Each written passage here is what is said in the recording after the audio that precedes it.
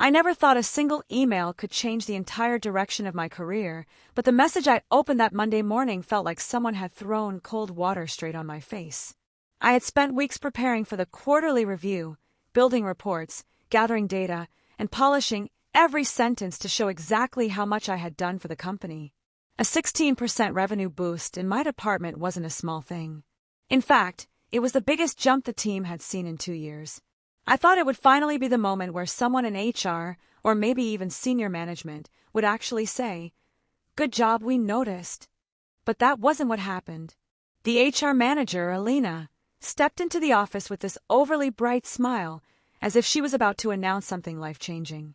Everyone gathered around the table, waiting for her to talk about performance, promotions, and the new goals for the next cycle. I sat there with my file in my lap, trying to hide the nervous excitement. My manager had already hinted that things were looking good for me, and I didn't want to get carried away, but it was hard not to hope. After all those late nights, skipped lunches, and handling extra tasks nobody else wanted, maybe it was finally my turn. But the way Alina's eyes barely even glanced toward me should have been the first warning. She flipped through the papers in her hand, took a deep breath, and announced that there would be one promotion this quarter, and it was going to someone who, as far as I knew, had not even completed half the tasks expected from her. Someone who had jokingly said a week earlier, "I don't think my numbers matter. Alina knows how hard I try," and laughed like it was some kind of inside joke. And apparently it was. When Alina said the name, the room clapped, but the applause sounded distant in my ears. I felt something in my stomach drop, heavy and sharp, like the weight of all the unnoticed work I had carried for so long had suddenly doubled. I waited for some kind of explanation, maybe a hint of logic behind the decision, but all she said was, "Consistency matters, and this promotion is based on well-rounded performance." Well-rounded. I didn't know whether to laugh or just walk out of the room. The person promoted, Alina's longtime friend, barely met deadlines, and half her cases somehow slipped onto other people's desks, including mine. I had covered for her more than once because I didn't want the team to fall behind. And still, she got praised. She got the title. She got the raise. She got everything I had actually earned. When the meeting ended, people slowly walked out, some giving me those awkward half-smiles, the kind you give someone when you're not sure if they're okay but don't want to get involved. I stayed seated for a moment because I needed a few seconds to swallow the embarrassment. I wasn't angry yet, just confused. I kept telling myself there must be something I didn't know, some detail I had missed. Maybe HR had a better reason. Maybe it wasn't personal. But then Alina approached me. She stood beside my chair, arms crossed, looking down at me with this expression that wasn't exactly rude, but it wasn't friendly either.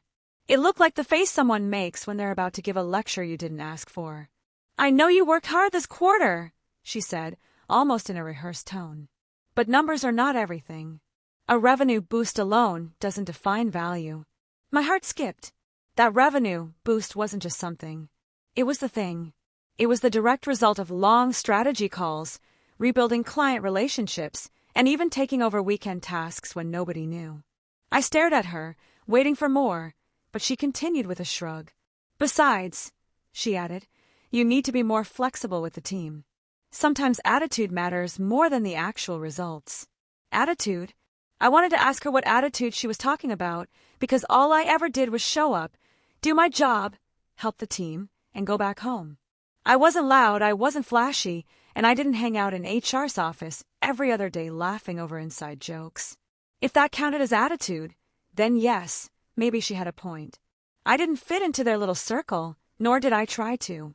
But the worst part was how easily she dismissed everything I had contributed to the company. My 16% revenue increase meant nothing, she said. Nothing. Her words echoed in my mind for the rest of the morning. I tried to focus on work, but it was impossible. Every email reminder, every meeting pop-up, every file I opened just reminded me of how much I had done for a place that didn't care. I started replaying every moment from the last year. Every time I took extra shifts, every time I stayed back to fix something someone else messed up, every time I pushed a project through because nobody else was paying attention. And slowly, disappointment shifted into something sharper. Not bitterness, but clarity. Because the more I thought about it, the more I realized this wasn't just unfair, it was intentional. And the worst thing you can ever do is make someone feel their effort doesn't matter, especially when they've been carrying more than their share. That afternoon, I found something I wasn't even looking for, something that made every piece of confusion and frustration suddenly connect like puzzle pieces falling into place. It wasn't dramatic. It wasn't some shocking document or anonymous message. It was small, but powerful enough to change everything. And once I saw it, I knew exactly what I had to do. Not out of revenge, not to hurt anyone, but to reclaim everything they tried to take from me, my confidence, my hard work, my dignity, and the truth behind what really happened in that office. Because if HR thought my 16% revenue boost meant nothing, they were about to find out just how much I actually knew and how much power they had underestimated. And when I finally made my move, it wasn't what anyone expected. Not even me. After that long and exhausting day, I went home with the kind of silence that feels heavy, the kind that sits inside your chest and refuses to move. I didn't even bother changing clothes right away. I just sat on the edge of my bed, staring at the wall like it could explain why everything had gone so wrong. The disappointment wasn't just about the promotion. It was the feeling that the people who were supposed to be fair, the people who always talked about merit and growth, didn't actually follow any of that. The realization stung more than I expected. But no matter how upset I was, my mind kept circling back to the thing I had discovered that afternoon. It wasn't dramatic. It wasn't some explosive evidence. It was just a small detail hidden in the system, something most people wouldn't even notice. But once I saw it, I couldn't unsee it. And the more I thought about it, the more everything started to make sense. Why HR ignored certain numbers, why some reports were handled differently, and why certain people always seemed to stay in the spotlight even when their work barely made it past average. I didn't act on it yet. I wasn't even sure what I wanted to do. But I knew one thing. Whatever was happening wasn't just favoritism. It was something deeper, something that had slowly shaped the workplace without anyone realizing it. Or maybe they realized it and stayed quiet because speaking up wasn't worth losing their job. When I woke up the next morning, the disappointment was still sitting in my chest, but there was also something else, a small spark of determination. I wasn't going to walk into the office like nothing happened. I wasn't going to pretend the promotion didn't affect me. I might have been quiet, but I wasn't someone who just accepted unfairness without trying to understand it. The moment I entered the building, the atmosphere felt different. Or maybe it was just me noticing things I used to ignore. People whispered in corners. A few looked at me longer than they should have. It wasn't mocking or pity. It was something in between, like they knew something I didn't. Or maybe they were waiting to see how I would react. I went straight to my desk, opened my laptop, and pulled up the files I had found. I looked at them again, slowly this time, confirming that I hadn't imagined things. And I hadn't. The patterns were too clear. Certain projects were redirected, certain results were credited differently, and certain people's work consistently ended up in reports they didn't fully contribute to. My numbers were strong enough to be impossible to overlook, yet somehow HR had managed to make them look less impactful. The friend who got the promotion, Sanaa, walked past my desk around noon. She hesitated slightly, as if she thought about stopping to talk, but then kept walking. She didn't look proud or happy. She looked guilty. Her eyes darted everywhere except toward mine. I kept my face neutral, even though part of me wanted to ask her directly if she knew what was going on. But I didn't. Not yet. This wasn't the time. The day dragged on quietly until a message popped into my inbox. It was from my manager, asking me to step into the meeting room. My heart tightened. I wondered if this was about my reaction, if HR had complained, or if I was about to hear another unnecessary lecture about team spirit. When I entered the room, my manager was sitting with his usual serious expression, but there was something tired in his eyes, something that told me he wasn't entirely comfortable with what had happened either. The room felt cold, like the air conditioner was set too low, or maybe it was just the unease hanging between us. He looked at me and sighed. I know this week has been difficult. I stayed quiet. I didn't want to say anything I would regret. He continued, I know you were expecting more. And honestly, you deserve more. That surprised me. My manager didn't usually speak so openly. He always kept things strictly professional. But right now, he looked like someone who had been carrying too much on his shoulders for too long. "I pushed for you," he said. "I made sure they saw your numbers. Your work wasn't overlooked on my end. I want you to know that." For a moment, the room felt still. I believed him. I always knew he was fair, even if he wasn't expressive. "But the final call wasn't mine," he added quietly. That sentence hit harder than I expected.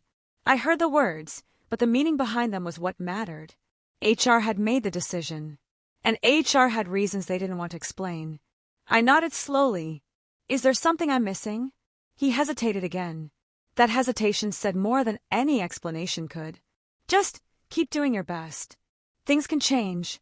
But his tone didn't match his words. He sounded like someone who knew that wasn't true. When I left the room, something inside me shifted. Not anger, just clarity. The situation wasn't random. It wasn't a misunderstanding. It was deliberate.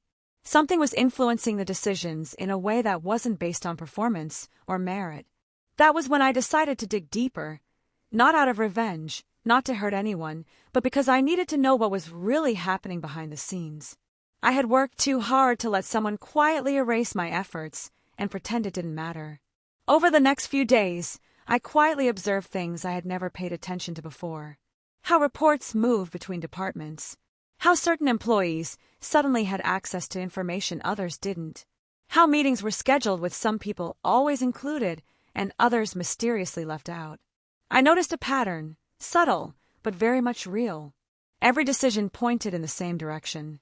A small circle of people benefited the most, and everyone outside that circle worked harder just to stay in the same place. The more I watched, the more strange coincidences I found.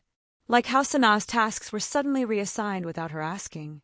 Or how her mistakes disappeared before anyone noticed. Or how she was copied on emails she had nothing to do with. It wasn't her fault, at least not entirely. She didn't create the system. She was just part of it. But knowing that didn't make the situation easier to accept. One evening, as I stayed back late to finish a project, I heard voices from the hallway. It was Alina and someone from another department. They were laughing quietly, discussing something about adjusting numbers and keeping things smooth before the next audit. I froze, listening carefully, but they stepped into the elevator before I could hear more. Still, the small part one had heard was enough to raise more questions. Why would HR need to adjust numbers? Why would they be involved in something like that at all? None of it aligned with their official responsibilities. The pieces were forming a picture I didn't fully understand yet, but it was clear something wasn't clean. I wasn't sure who I could trust, so I kept everything to myself. Every detail I found, every conversation I overheard, every strange shift in data, I saved it all quietly, like collecting clues in a story I never asked to be part of. And then something unexpected happened. While going through older files one night, a document appeared in the system that I had never seen before. It wasn't labeled clearly. It looked like a draft or a hidden report, something not meant for regular employees. When I opened it, my heartbeat sped up. The numbers inside didn't match the official quarterly report. The revenue, the tasks, the credits, everything was different. And some of the missing credit was mine. My hands froze on the keyboard. This wasn't just favoritism anymore. This was something far more controlled and intentional. And the moment I realized it, I knew I was getting close to something I wasn't supposed to find. But even then, I had no idea just how deep it actually went, or how much was about to change next. For the next few days, that hidden draft kept replaying in my mind like a song I couldn't turn off. No matter what task I worked on, a part of my thoughts remained stuck on the numbers in that file. They weren't small adjustments. They were deliberate changes, quiet edits tucked into places where no one would expect to look. My revenue boost had been credited differently, spread out in a way that made it look team-based, while others' contributions stayed untouched or slightly inflated. Someone was shaping the narrative of our performance, deciding who looked strong and who didn't, long before the official review even happened. I didn't know whether to feel angry or betrayed, or just strangely numb. I had always believed that hard work had a way of balancing things in the end. But now I was starting to see how much of what we believed depended on people we assumed were neutral. HR wasn't neutral. The system definitely wasn't neutral. And the promotion cycle felt like a surface-level event hiding a much deeper structure. The more I thought about it, the more everything around me started to feel different, not broken but suspicious. I noticed how Alina often stayed late after everyone left. I noticed how certain files were protected with layers of passwords, even though they had nothing confidential inside. I noticed how Sanaa's projects were always approved quickly, without the usual review steps. It wasn't that she wasn't working at all, she was, but the amount of support she received behind the scenes made her path much smoother than everyone else's. Meanwhile, people like Farah from marketing, who always delivered excellent results, were constantly overlooked. Or Ehsan from operations, who handled 3 people's workload but rarely got acknowledged. There were others too, quiet workers, reliable workers, people who kept the company running yet always faded into the background. I started seeing their situations differently, like puzzle pieces scattered across the office floor. Once I became aware of the pattern, it was impossible not to notice. One afternoon, while I was walking toward the break room, I overheard Farah talking to one of her teammates.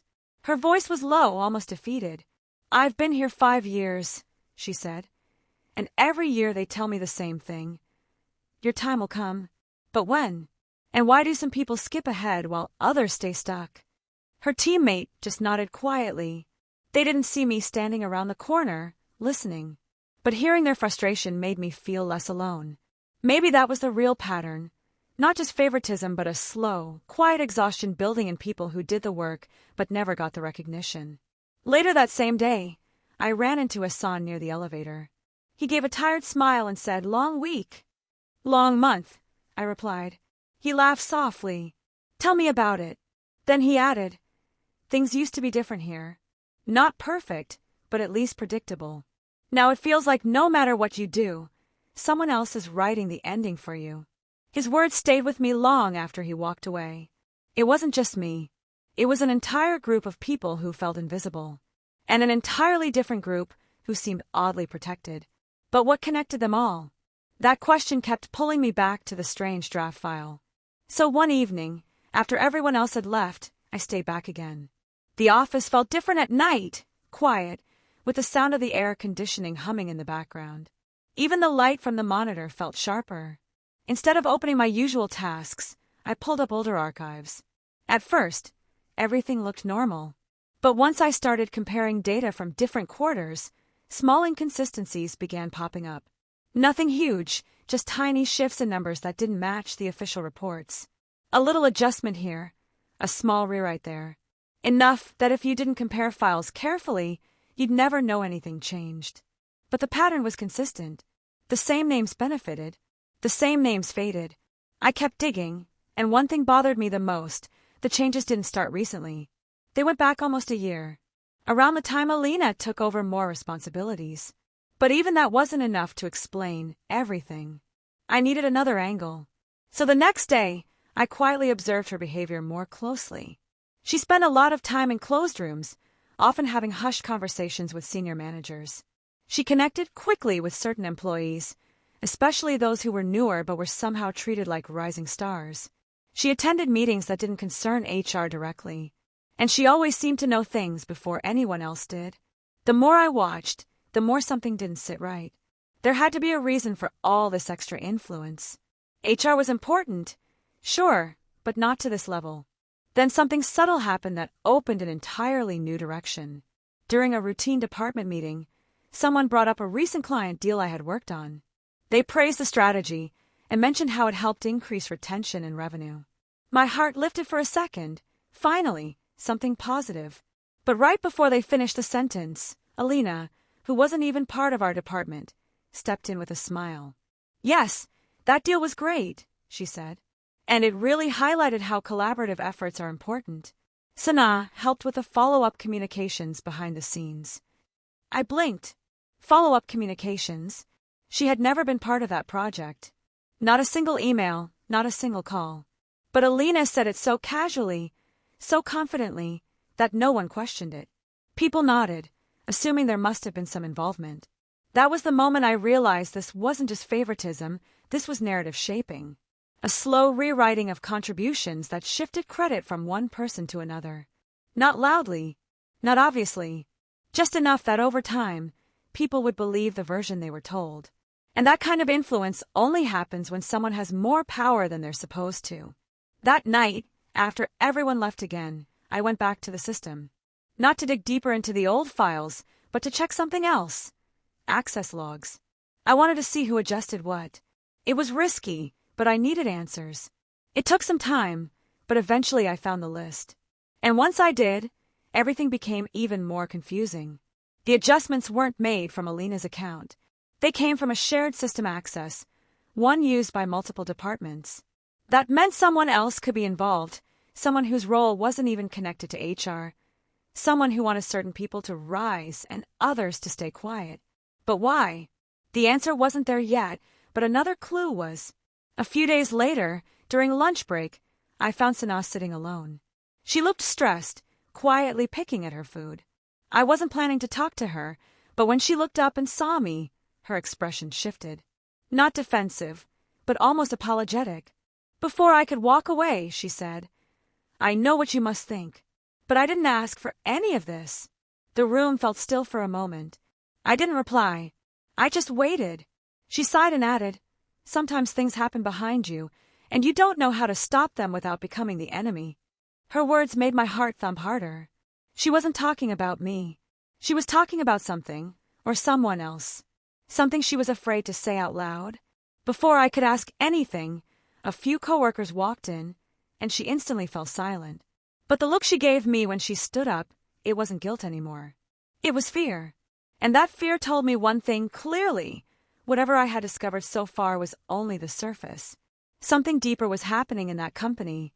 Something no one wanted to admit. Something that was about to pull me into the middle of it, whether I wanted it or not. After that day in the lunchroom, Sanaa's fearful look stayed with me more than anything else. It wasn't the kind of fear that came from guilt.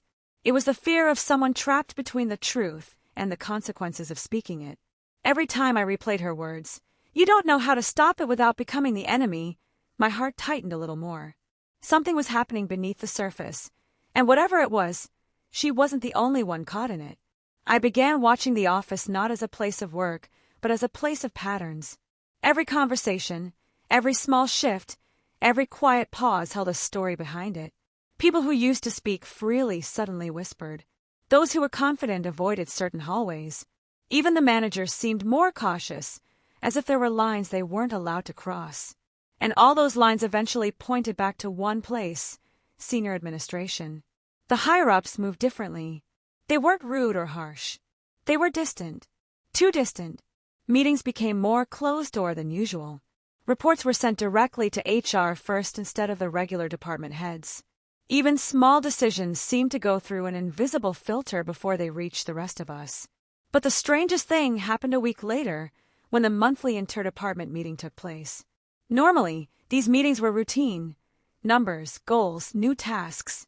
But this one felt heavy from the start. People sat more stiffly. The air felt tense, like everyone sensed something unspoken floating around the room.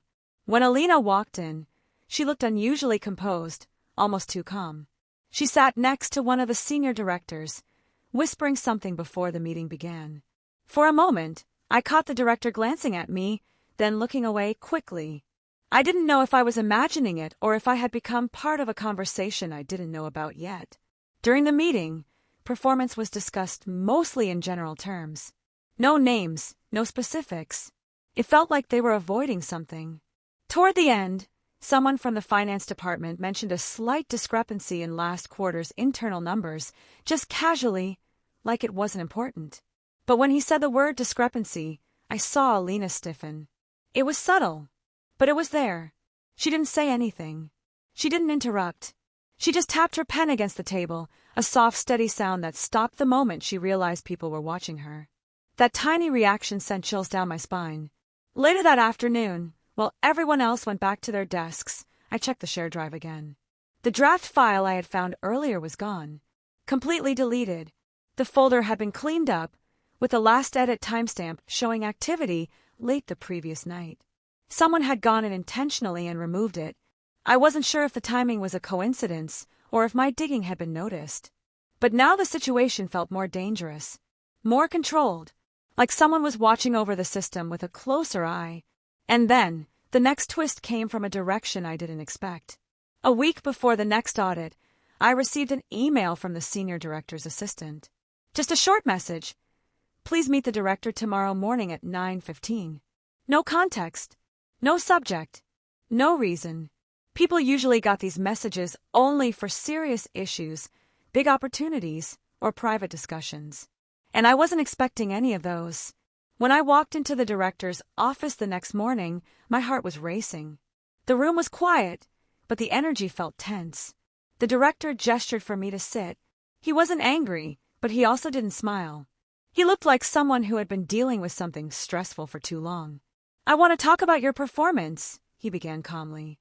My stomach tightened. I didn't know if this was a warning or a compliment. You've been doing excellent work, he continued. Consistent. Reliable. Your numbers speak for themselves. Hearing that felt strange after the weeks of silence and dismissal. I nodded slowly, waiting. He leaned back in his chair, studying me with a thoughtful expression. But there have been discussions about your recent involvement with certain files in the system. My heartbeat jumped. I kept my face neutral, but inside, a rush of thoughts collided. They know. Someone noticed. Someone saw the access logs. He didn't accuse me directly. He didn't even sound threatening. But there was an undercurrent in his tone, something careful, something measured. You should be aware, he went on, that some files in the system are restricted for a reason. And it would be better for your career if you stayed within your designated access. I felt a cold wave pass through me. It wasn't a warning about rules. It was a warning about boundaries someone didn't want crossed. I answered carefully. I understand. I've never accessed anything outside my permissions. He nodded slowly. Good. That's how it should be. But his eyes told a different story.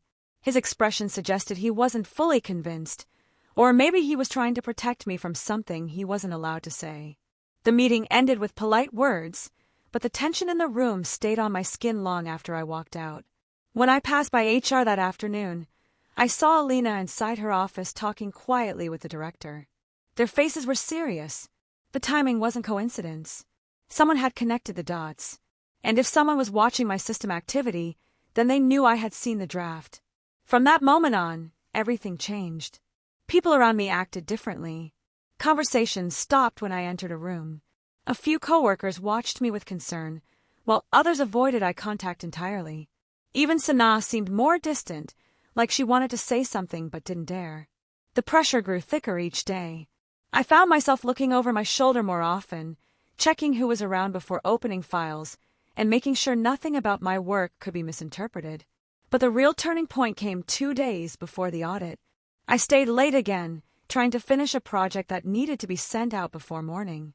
The office was almost empty, except for the faint sound of typing from the HR section. I assumed it was Alina working late again.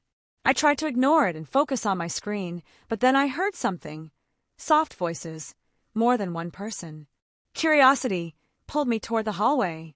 I moved quietly, stopping near the corner where the sound traveled clearer. Inside the HR room, I heard 3 voices, Alina, the senior director, and someone else I didn't recognize. Their tones were sharp, stressed, whispering urgently. Words like audit, numbers, and timeline floated through the air. Then one sentence froze me completely. If anyone finds the original reports, everything falls apart.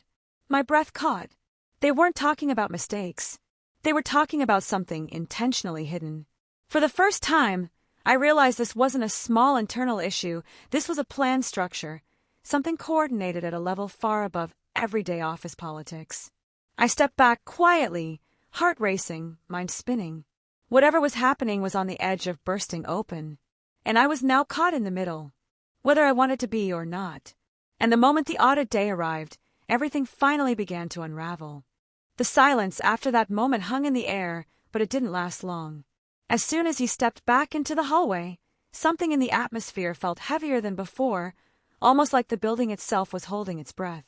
He could feel that the situation was shifting again, but he didn't yet know how sharply.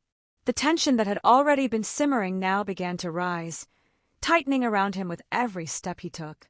It was the kind of feeling that warned you something unexpected was waiting just around the corner. He tried to stay focused, repeating to himself that everything he had uncovered so far was enough to expose the truth.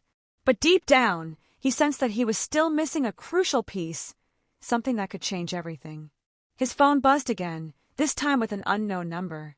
Normally, he would have ignored it, but something urged him to answer.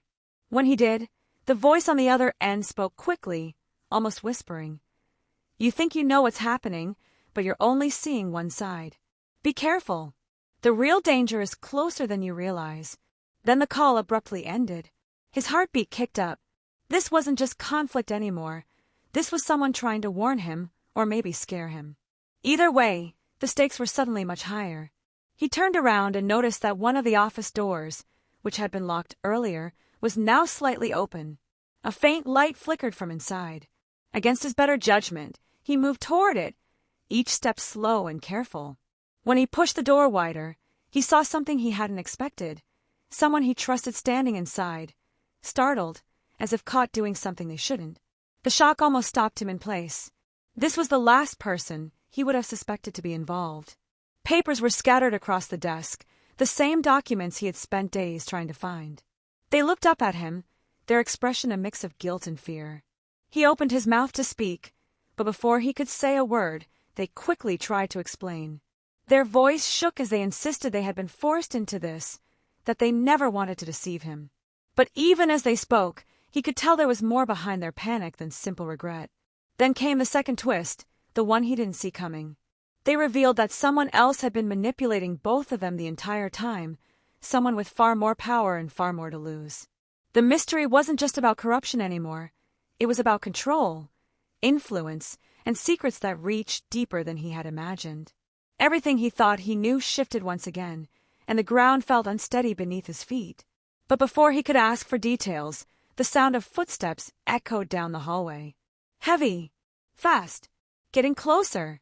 The person in the room froze, eyes widening with the kind of fear that told him this wasn't a false alarm. They whispered urgently for him to hide or leave. Anything, as long as he wasn't found here.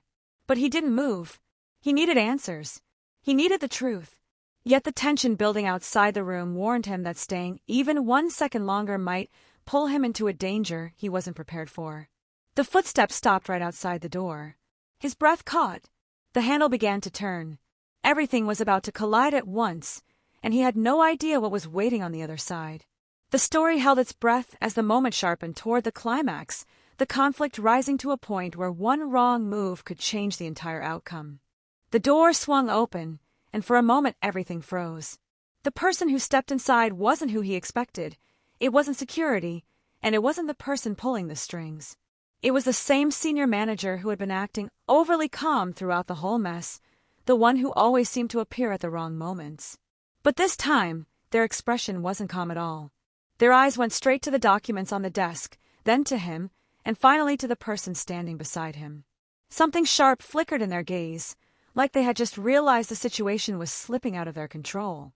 They stepped forward slowly, every movement calculated. "I warned you not to dig too deep," the manager said quietly, almost disappointed. "But you just had to push." Their tone was steady, but there was a threat simmering underneath.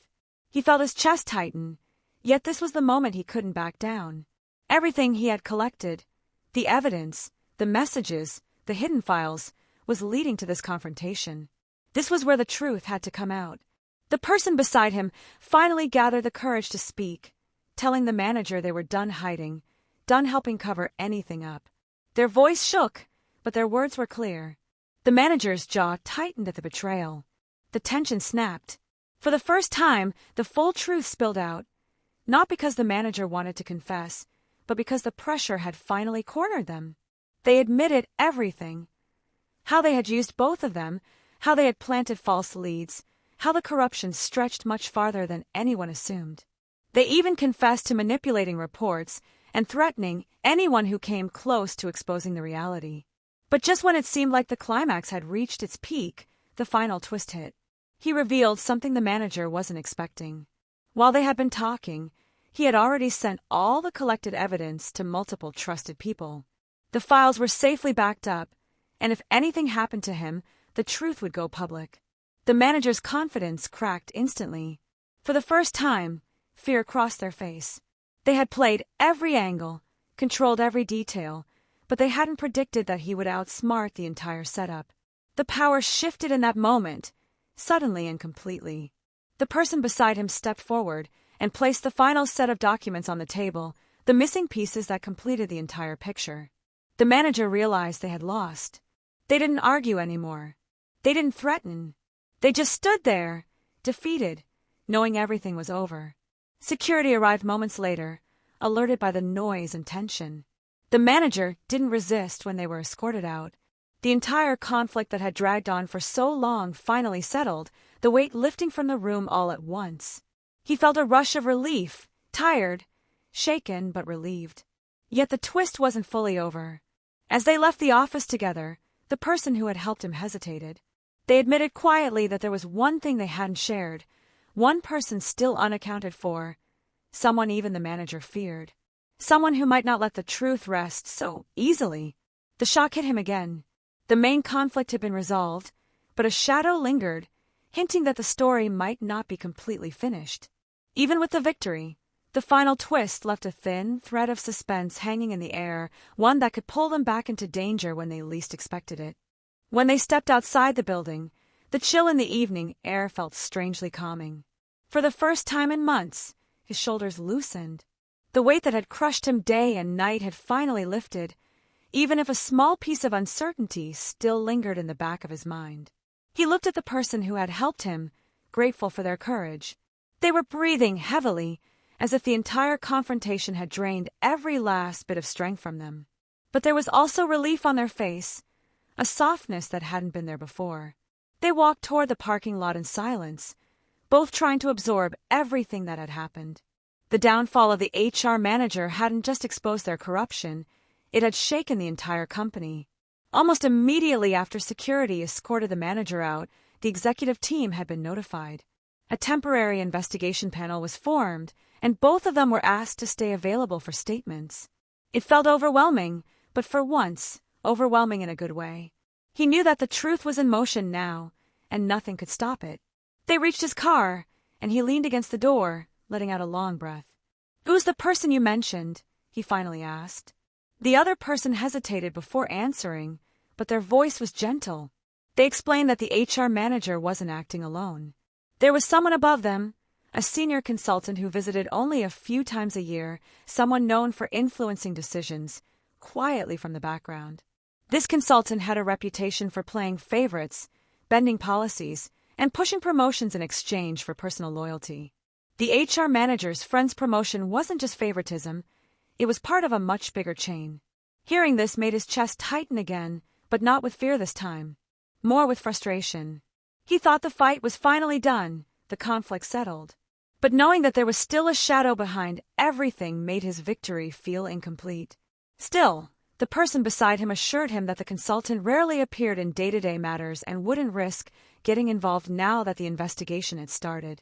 The evidence was too strong, and the company couldn't afford another scandal. He nodded slowly, accepting that some loose ends weren't worth chasing anymore.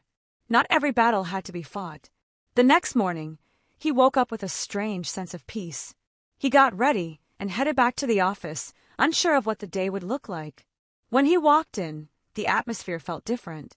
People weren't whispering in fear or confusion anymore. They smiled at him, some even giving him a small nod of respect. It was the first time he felt truly seen. 4 months, his 16% revenue boost had been ignored, dismissed like it meant nothing. But now people looked at him like someone who stood up when no one else could. Later in the day, he was invited to a meeting with the executive panel. He walked in with steady steps, even though his heartbeat was pounding. The panel thanked him for bringing the issue forward and for choosing to do the right thing despite the risks. They acknowledged that the HR manager had been using their position for personal gain, mishandling evaluations, and creating an environment of bias and insecurity. The friend who had been promoted unfairly had been reassigned temporarily until a proper review could be completed. The consultant who had influenced these decisions had been placed under watch. It wasn't everything, but it was enough. Then came the part he wasn't expecting. One of the directors apologized an actual apology for letting his achievements go unnoticed. They admitted the company had relied too heavily on certain voices, ignoring the contributions of people who were doing real work. They told him his revenue boost wasn't just impressive, it had saved the company during a tough quarter, and they should have recognized that sooner. For a moment, he didn't know what to say. He had practiced what he might tell them, how he felt, how unfair it had been, but now, as he heard their apology, the words slipped away. He simply nodded and thanked them for acknowledging the truth.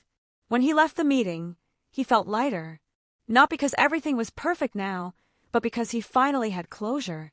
The days that followed brought more clarity. The person who had helped him decided to transfer to another department, one where they felt safer and more valued.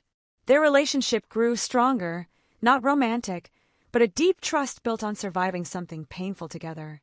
They checked in on each other, laughed more easily, and slowly let the stress fade from their daily lives. The company also made changes. They introduced new reporting systems, fairer review processes, and stricter rules about internal promotions. It all happened quietly, without big announcements, but he could feel the shift. The culture was changing, little by little. For the first time, he felt hopeful about his future there. One afternoon, a few weeks later, he received an email from the director. They offered him a new role, not a flashy promotion, not something exaggerated, but a position that genuinely matched his skills and recognized his contributions. It came with more responsibility, better pay, and more importantly, respect.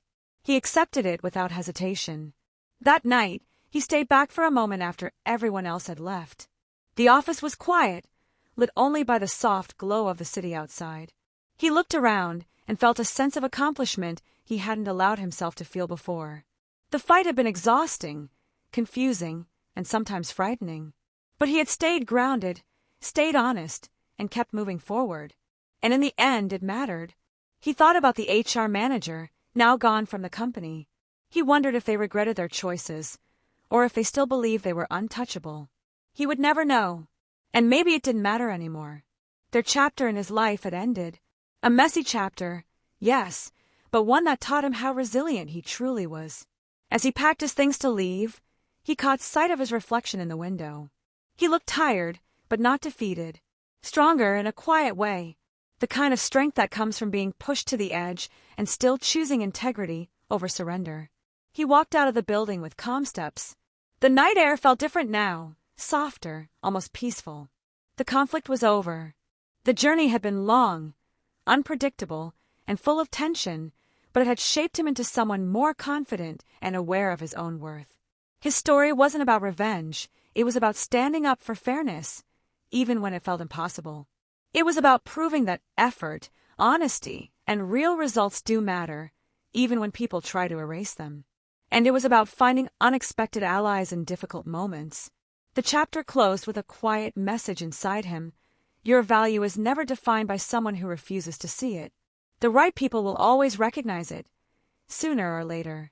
And with that thought, he moved forward, stronger, wiser, and finally free from the fight that once consumed him.